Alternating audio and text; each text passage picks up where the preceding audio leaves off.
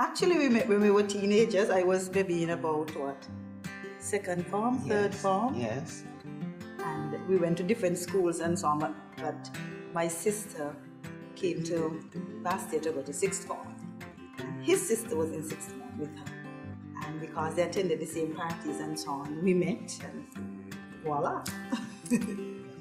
I have a little different story, and that is absolutely correct. But prior to that, we had I don't know if you're aware, but we used to do what we call walkathons. We walked around the island, and so I walked around the island with a school group, and I remember seeing this lady, this little girl, sitting on a bench in Sandy Point, and I said, wow, she's gorgeous. And that was just a fleeting moment, and so we continued on the walk. But then sometime after, then I got to meet her through her sister and my sister, and that's when it really ignited, right? And it has been love ever since, I would say. He saw me on the bench. I have no idea about him seeing me on the bench. That is his story. I don't doubt that it happened, but I can only give you from when I can recall what happened. But he claims he saw me on the bench maybe a year or two before. I don't know how long before that. And that is how, in his mind, the whole thing started, but I had no idea about that one. To be honest, being a teenager in this day and age, it's kind of hard to find a proper woman, a proper girl, because of the social medias and whatnot. Everybody's trying to be famous and not trying to be loyal no more. So it's kind of hard to find that, good woman, that virtuous woman.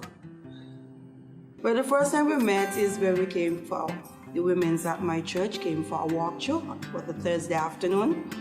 And he was, walking us through. No, they don't know. He was walking us through, like showing us the place and what to expect and stuff like that. And he tried to get my attention, but I totally ignored him at that time. And then he didn't give up after that.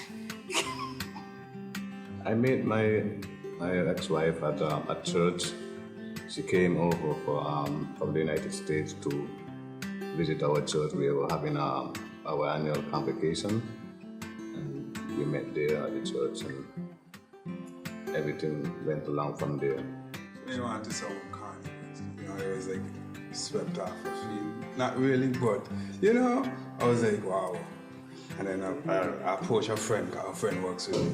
And I was like, it's like you say a friend in her, and I was like, I really think I could fall in love with her. And she was like, please, really, you ain't she dead. And then that was the challenge right there. So it's all right.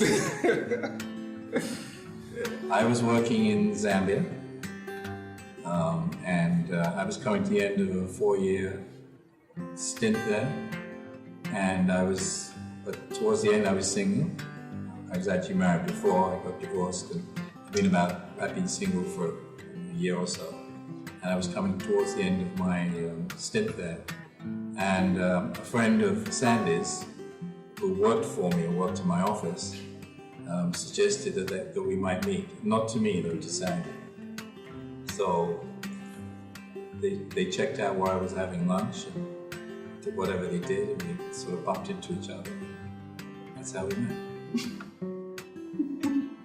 So Clayton was actually my cousin's prom date. And I used to think he was quite obnoxious. And he later on relocated to moving to St. Kitts, and we became friends. And through friendship, I think 21 years of friendship. And you grow apart, you grow together, and then one day he asked me to marry him. Well, that's a way back thing.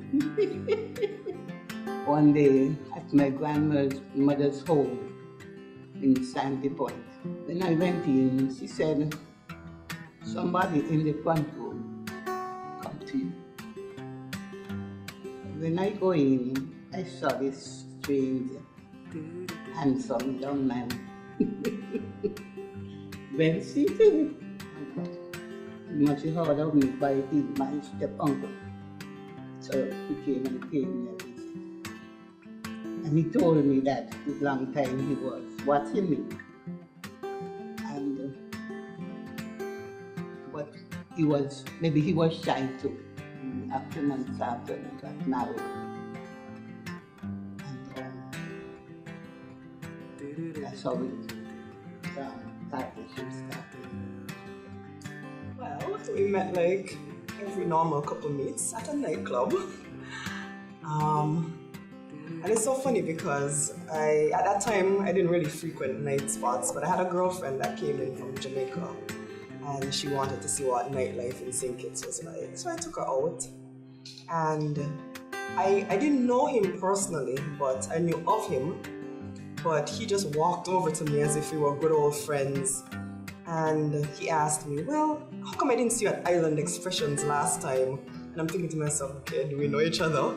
But you know, it was nice. And I said, oh, you know, well, maybe next time. And he continued the conversation.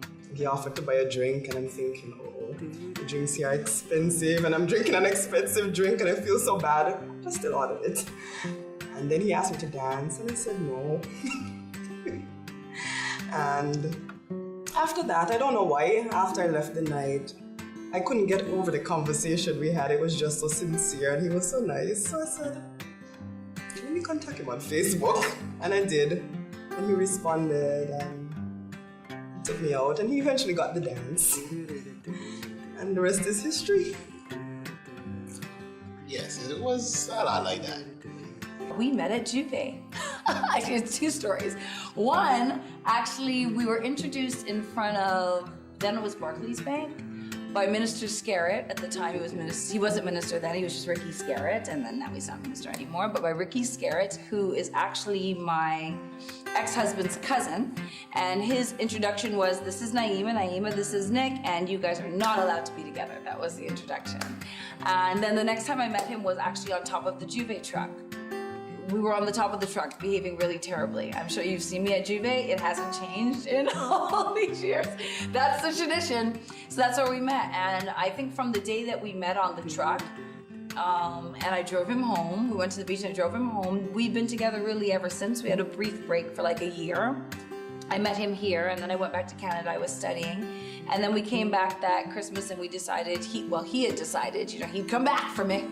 And we were going to be together, and we really had been together ever since. So we had a really nice love story.